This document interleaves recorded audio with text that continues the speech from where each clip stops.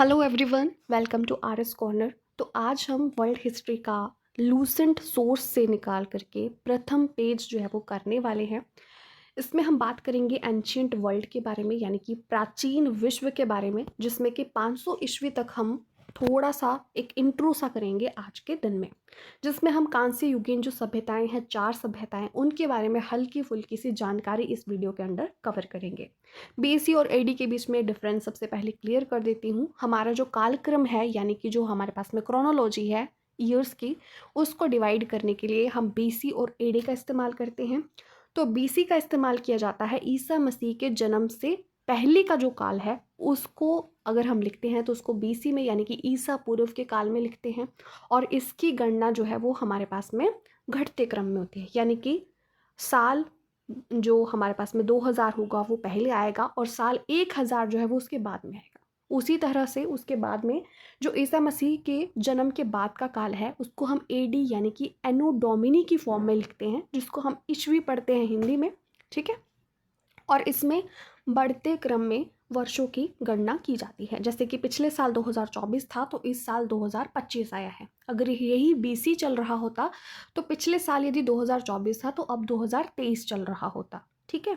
तो उसी तरीके से बीसी जो है वो हमारा पहले का जो कालक्रम है उसको बताता है, और इसकी गणना जो है वो घटते क्रम में होती है, और जो एडी है उसकी गणना बढ़ते क्रम में होती है। ईसा मसीह के जन्म के बाद के काल को एडी कहते हैं और ईसा मसीह के जन्म से पहले के काल को बीसी कहते हैं। ठीक है। तो अब बात करते हैं एंशिएंट वर्ल्ड में जो कांस्य युगीन सभ्यताएं सबसे पहले हमें मिली थी। सभ्यताएं वो कांस्य युगीन सभ्यताएं थी और वो 4 सभ्यताएं पूरे विश्व में हमें मिली थी। जो सबसे पहली सभ्यता हमें मिली है, सबसे प्राचीनतम है, वो है मेसोपोटामिया की सभ्यता, और इसको आज के समय का जो इराक है वहाँ पर पाया गया। टिग्रिस और यूफ्रेट्स नदी घाटियों के किनारे ये हमें मिली है। 4000 ईसा पूर्व से लेकर के 6ठी शताब्दी ईसा पूर्व तक जो है वो हमें इसके अंश देखने को मिलते हैं। उसके बाद में आती है मिस्र की सभ्यता, यानी कि इजिप्टियन सिविलाइजेशन। 3400 ईसा पूर्व से लेकर के 1000 ईसा पूर्व तक हमें इसके अंश जो है वो मिस्र में मिले हैं, नील नदी घाटी के किनारे।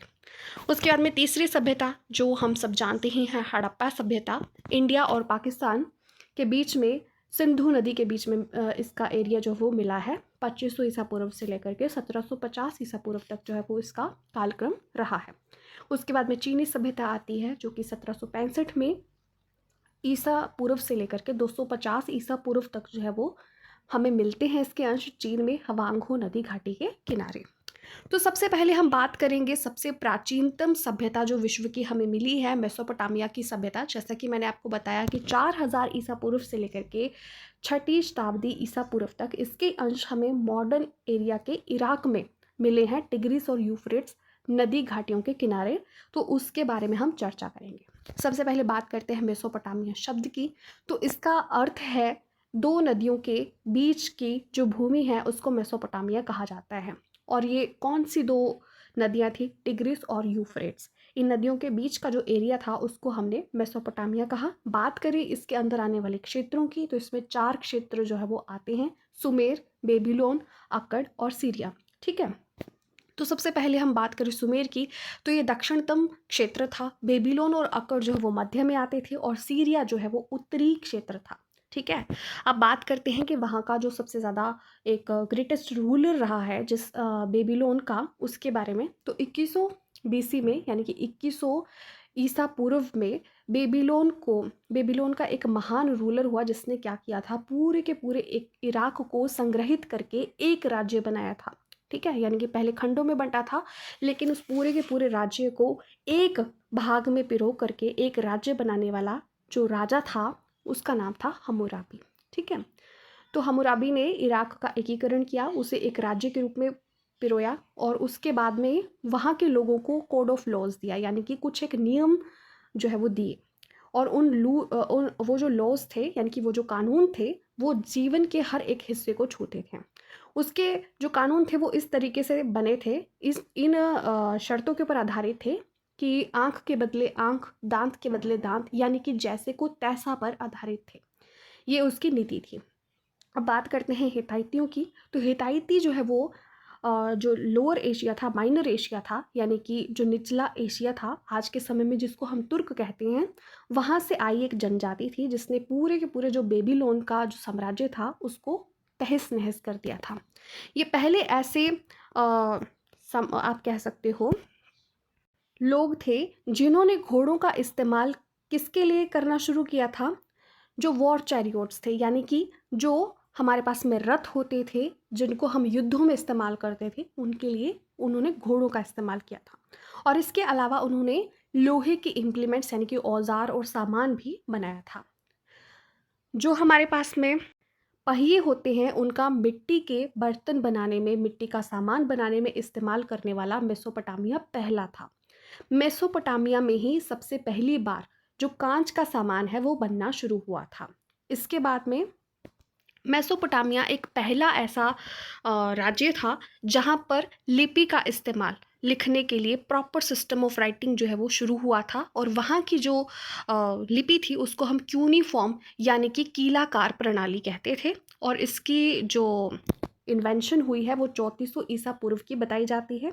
और इसको जो है वो मिट्टी के छोटे छोटे सी गोलियों के ऊपर लिखा हुआ पाया गया है। इसको पहली बार पढ़ने वाले थे हेनरी रॉलिंसन। अब बात करते हैं कि वहाँ पर किस प्रकार की लेखन प्रणाली।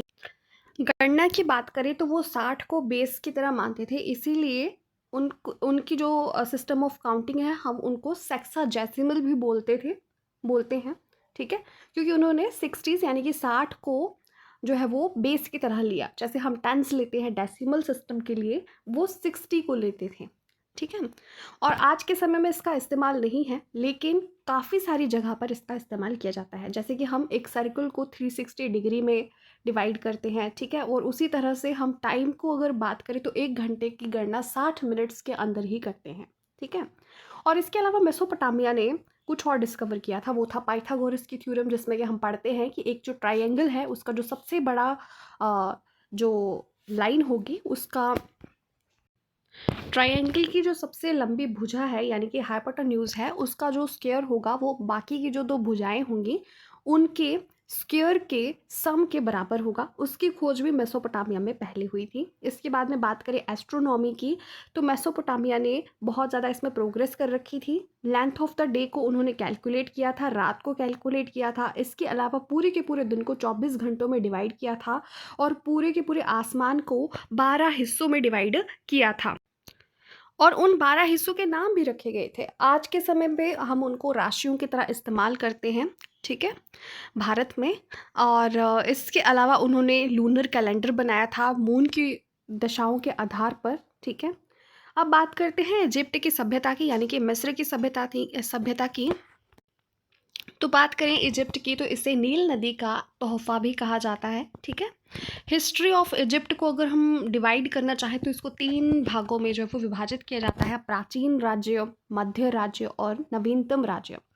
जो हमारे पास में प्राचीनतम राज्य होते थे उसको एज ऑफ पिरामिड्स कहा जाता था। तो उसमें क्या कहते थे, जैसे कि ट्रायंगल की शेप को आप 4 भागों से, मतलब चारों तरफ से एक ट्रायंगल को मिला देंगे तो उस शेप का जो है वो पिरामिड होता था, ठीक है। और इसको बेसिकली समाधि के रूप में इस्तेमाल किया जाता था, यानी कि वहाँ के जो किंग होते थे उनको हम फ़ैरो बोलते थे और फ़ैरो जो है वो उनकी समाधि के रूप में उसको इस्तेमाल किया जाता था, उनको उसके अंदर दफनाया जाता था, ठीक है। इसके बाद में अगर हम बात करें तो इनका सबसे इम्पॉर्टेंट जो गॉड था, यानी कि जिसकी ये उपासना करते थे, वो थे सूर्य। और इसके अलावा ये नेचर को वर्शिप करते थे, प्रकृति के वर्शिपर्स थे। अब बात करते हैं कि डेड बॉडी की, तो ये डेड बॉडी के साथ जो है वो काफ़ी सारी चीज़ें जो है वो रख देते थे। इनका मानना था कि मरने के बाद भी जो है वो इंसान की लाइफ होती है। तो उन्होंने काफ़ी सारे मसाले और बहुत सारी चीज़ें जो है वो उनकी डेड बॉडीज़ के आसपास रखी होती थी। और उनको सफ़ेद रंग के लाइनिन के साथ जो है वो, मतलब कपड़े के साथ, मुस्लिन के कपड़े के साथ जो है वो रैप किया होता था। और उसी तरीके से उनको मम्मीज़ की फॉर्म में दफनाया गया होता था। मम्मी शब्द आपने सुना होगा और बहुत सारे सीरियल्स में देखा होगा, मूवीज़ में देखा होगा, तो मम्मी की फॉर्म में उनको दफनाया जाता था। तो हमारे पास में जो प्राचीनतम इजिप्ट का इतिहास है उसको इसीलिए एज ऑफ पिरामिड्स कहा जाता है, ठीक है। तो यहाँ पर पिरामिड्स के अलावा एक और आर्किटेक्चरल एक्सीलेंस के रूप में जाना जाता है स्फिंक्स को। स्फिंक्स जो है वो एक तरीके की प्रतिमा है जो कि उन्होंने मिट्टी से ही बनाई होती थी, जिसमें कि मुंह जो है वो इंसान का होता था, लेकिन नीचे का जो हिस्सा है वो एक शेर का माना जाता था। और ये दर्शाने के लिए दिखाया जाता था, बनाया जाता था कि किसी राजा का कितना प्रभाव था, कितना वो शक्तिशाली था, उसको दर्शाने के लिए जो है वो स्फिंक्स भी जो है वो पिरामिड्स के साथ में बनाए जाते थे। ठीक है। तो इन्हीं में से जो हमारे पास में 7 wonders of the ancient world हैं, उसमें एक ग्रेट पिरामिड भी आता है, ठीक है, जो कि गीज़ा में स्थित है, कायरा में। और ये ग्रेट जो किंग था खुफू, उसकी समाधि है बेसिकली, उसमें उसकी मम्मी को प्रिजर्व करके रखा गया है। और ये हमारे पास में प्राचीनतम मिस्र का एक अंश है, जिसको कि 7 वंडर्स ऑफ एंशियंट वर्ल्ड में भी शामिल किया गया है। जैसा कि स्फिंक्स मैंने आपको पहले ही बताया कि एक मिथोलॉजिकल एनिमल का फॉर्म है जो कि उन्होंने बना रखा है, जिसमें कि शरीर जो है वो शेर का होता है, सिर जो है वो इंसान का होता है, ऐसा वो रहता है। और इसको एक सिंगल सॉलिड स्टोन से बनाया जाता है। पहले मुझसे थोड़ी गलती हो गई, मैंने मिट्टी कहा था, ये सिंगल सॉलिड स्टोन से बनाया जाता है। और ये दर्शाता था कि कोई राजा जो है वो कितना शक्तिशाली था। इसी के बाद में अगर हम बात करें तो इजिप्टियन स्क्रिप्ट की अगर हम बात करें तो ये जो इसको हम हायरोग्राफिक ग्लाइफिक कहते हैं, ठीक है। और ये 3100 BC के दौरान जो है वो इसके अंश मिले हैं, मतलब इस ईसा पूर्व के दौरान में जो है ये लिखी गई है। और इसको लिखा गया है पेपिरस शीट्स के ऊपर। पेपिरस एक तरीके का प्लांट है जिसकी जो रीड्स की तरह दिखता है, और इसकी शीट्स जो है वो बनाई गई थी और उसके ऊपर जो है वो इसको उकेरा गया है, ठीक है। तो हायरोग्लाइफिक जो स्क्रिप्ट है यानी कि जो लिपि है, इसको पढ़ा गया था चैंपुलियन के द्वारा, ठीक है। तो इससे पहले हमने कौन सी पढ़ी थी, क्यूनिफॉर्म लिपि पढ़ी थी, यानी कि कीलाकार लिपि पढ़ी थी, जो कि सुमेर की थी। और इसको किसने पढ़ा था, हेनरी रॉलिंसन ने पढ़ा था। और ये 3400 BC के अराउंड जो है वो यूज़ की गई है।